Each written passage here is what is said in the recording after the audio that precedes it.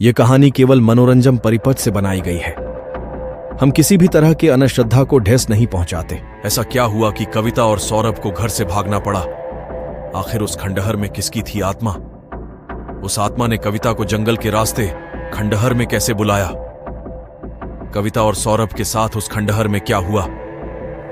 इस भूतिया डरावनी कहानी को जानने के लिए वीडियो को लास्ट तक जरूर देखें। घर वालों की मर्जी के बगैर सौरभ और कविता ने एक होने का फैसला कर लिया था। रात के अंधेरे में उन्होंने अपने अपने घर को अलविदा कह दिया था।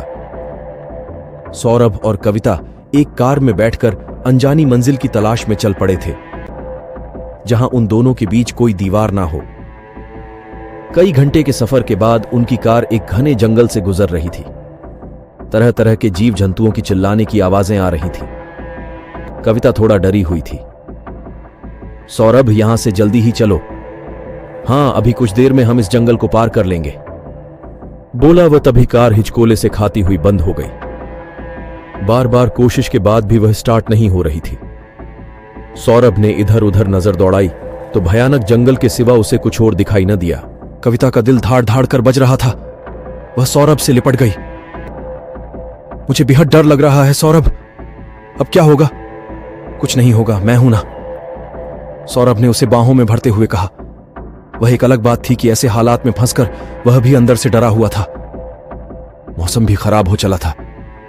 रह रहकर बिजली चमक रही थी। बिजली की चमक में सौरभ की नजर वहां से थोड़ी ही दूर एक खंडहर जैसी इमारत पर पड़ी। वह झट गाड़ी से नीचे उतरा। कहां जा रहे हो? कविता ने डरते हुए पूछा। ऐसे मौसम में हम गाड़ी में रात नहीं बिता सकते। वह देखो, वो इमारत, हम आज की रात वहां रुकेंगे। वहां कोई ना कोई जरूर होगा।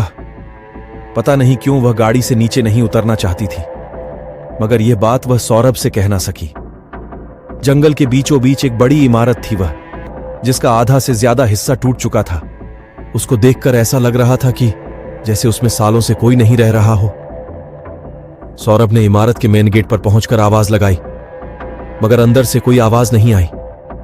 सौरभ ने बड़े दरवाजे को खोलना चाहा, लेकिन दरवाजा तो पहले से ही खुला हुआ था। अंदर बहुत अंधेरा था। सौरभ ने फोन की टार्च जलाई और अंदर की ओर बढ़ा। पीछे पीछे उससे लगभग चिपटी हुई कविता चल रही थी। मकड़ी के झाले और चमगादड़ों का डेरा ही हर ओर दिखाई दे रहा था। टूटा फूटा फर्नीचर देखकर सौरभ ने आसानी से अंदाजा लगा लिया कि कभी ये इमारत राजाओं महाराजाओं की होगी। एक कमरे में मौजूद बेड पर उन दोनों ने रात काटने का निर्णय लिया। इधर उधर देखने के बाद वे दोनों उस बेड पर लेट गए। एक फटी सी चादर उस बेड पर बिछी हुई थी। कविता ने सौरभ के सीने पर सर रखते हुए कहा, क्या यह स्थान हम लोगों के लिए सही है? सौरभ बोला, बिल्कुल नहीं। यह कहकर वह उससे और ज्यादा लिपट सी गई। सौरभ ने भी उसे बाहों में भर लिया। सुनसान जगह और अंधेरी रात में एक खंडहर में दो प्रेमियों का मिलन हो रहा था। कुछ देर बाद दोनों एक दूसरे से लिपट कर सो गए और उनके पास ही एक काला धुआं कुछ अजीब सा आकार ले रहा था। दीपक की हल्की रोशनी में भयावह आकृति का गवाह था, जो अब खूनी निगाहों से उन दोनों को घूर रही थी। जब सौरभ की आंख खुली तो रात के 12 बज चुके थे। उसे समझ नहीं आ रहा था कि अचानक उसकी नींद कैसे खुल गई। उसके बगल में कविता गहरी नींद में सोई हुई थी। दीपक के हल्के प्रकाश में उसका सुंदर चेहरा चांद की भांति दमक रहा था। उसने कविता के माथे को चूम लिया। तभी उसको खट खट खट जैसी अजीब सी आवाजों ने रात के सन्नाटे को भंग कर दिया। सौरभ को भी अब दोबारा नींद नहीं आ रही थी। उसके कानों में भी वे अजीब सी आवाजें सुनाई देकर उसे कुछ सोचने पर मजबूर कर रही थी। कहीं हमने यहां रुककर कोई गलती तो नहीं कर दी है? सौरभ यही सब अपने मन में सोच रहा था कि तभी फड़ाक भड़ाम जैसी आवाजों से एक बार फिर वह खंडहर गूंज उठा और सौरभ की सोचें छिटक गईं। आवाजें उनके ठीक ऊपर से आती महसूस हो रही थी। उसने उठकर देखने का निश्चय किया। कविता को चादर ओढ़ाकर वह बेड से नीचे उतर गया और ऊपर जाने के लिए सीढ़ियां ढूंढने लगा। कुछ दूर जाने पर सौरभ को सीढ़ियां दिखाई दी। उसने फोन की टार्च जला ली और सावधानी से सीढ़ियों से ऊपर चढ़ने लगा। मकड़ियों के जाले उसके मुंह पर लिपट रहे थे। वह उनको हटाते हुए आगे बढ़ने लगा। कुछ ही पल में वह ऊपर पहुंच चुका था। नीचे की तरह ऊपर भी बहुत से कमरे थे। इस समय वह एक लंबी चौड़ी गैलरी में खड़ा था। कुछ पल उसने अपने चारों ओर का निरीक्षण सा किया, मगर सब कुछ एकदम शांत था। लेकिन सौरभ से कुछ दूरी पर उसको एक कुर्सी हिलती महसूस हुई। कुछ पल वह यूं ही खड़ा रहा, फिर उसने धीरे धीरे आगे बढ़ना शुरू कर दिया। एक कमरे का दरवाजा खुला था। सौरभ उसके सामने से गुजर रहा था। तब उसे उस कमरे में कोई परछाई सी महसूस हुई। उसका दिल धक धक कर उठा। उसने वापस मुड़कर उस कमरे के अंदर झांका, मगर कहीं कुछ भी हलचल ना थी। सौरभ ने एक लंबी सांस खींची और आगे चल पड़ा। जो अजीब आवाजें उसे ऊपर तक खींच लाई थी, वे दोबारा सुनाई नहीं दी थी अब तक। चलते चलते वह अंतिम कमरे तक पहुंच चुका था। चमगादड़ों और मकड़ियों के बेशुमार जालों के अलावा उसे यहां और कुछ दिखाई न दिया था। अभी वह वापस मुड़कर नीचे जाने के बारे में सोच ही रहा था कि तभी धड़ाम की जोरदार आवाज से वह जगह गूंज उठी। एक बार फिर से सौरभ का दिल पसलियों पर चोट सा करता धाड़ धाड़ धड़क उठा। वह जल्दी से आवाज की दिशा में पलटा। उसे लगभग 20-25 कदम की दूरी पर धूल भरा गुब्बार सा उमड़ा हुआ था। जब तक वह उस जगह पहुंचा, वह गुब्बार कुछ छूट सा गया था और उस स्थान पर 2 टूटे किवाड़ पड़े हुए थे। शायद वह आवाज इन किवाड़ों के यहां टूटकर गिरने की थी।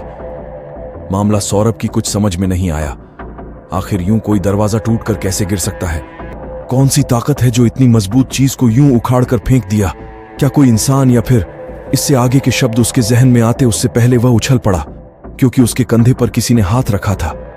डर और भय की लहर सी उसके दिल से गुजर सी गई। पसीने से नहा गया वह। एक झटके से पलटा वह तो उसके सामने कविता खड़ी थी। सौरभ को इतना परेशान देखकर उसने पूछा, क्या बात है? तुम इतने डरे हुए से क्यों हो? कुछ नहीं, सौरभ ने अपने आप को संभालते हुए कहा। मगर तुम यहां कैसे आई? कविता ने कहा। जब मेरी आंख खुली तो तुमको वहां ना पाकर मैं बहुत घबरा गई और तुमको ढूंढते हुए यहां आ गई। मगर तुम यहां क्या कर रहे हो? कुछ नहीं, बस ऐसे ही चला आया। यह कहकर उसने कविता को अपने सीने से लगा लिया। तभी उसे वहां पर एक अजीब सी बदबू का एहसास हुआ, मगर उसने कविता से कुछ न कहा। वे दोनों वापस अपने कमरे की ओर चल पड़े। कुछ मिनटों में ही वे कमरे में पहुंच चुके थे। अंदर दीपक का धीमा प्रकाश फैला हुआ था और बेड पर कविता सो रही थी। यह देखकर सौरभ को झटका सा लगा। तो फिर उसके साथ कौन है? उसने पलटकर देखा तो वहां कोई नहीं था और सौरभ फिर से चौंक पड़ा। वह यह सच है या कोई सपना? उसने अपने हाथ पर चिकौंटी काटी तो उसे दर्द महसूस हुआ। इसका मतलब वह कोई सपना नहीं देख रहा। मगर यह कैसे संभव है? अगर कविता यहां सो रही है तो उसके साथ ऊपर कौन थी? कौन थी वह जो कविता जैसी थी? बिल्कुल, यहां कुछ तो गड़बड़ है। यहां सब कुछ नॉर्मल नहीं है। उसने भागकर कविता को संभाला कि वह ठीक है या नहीं। कविता को अपने सीने से लगाकर उसे चूमने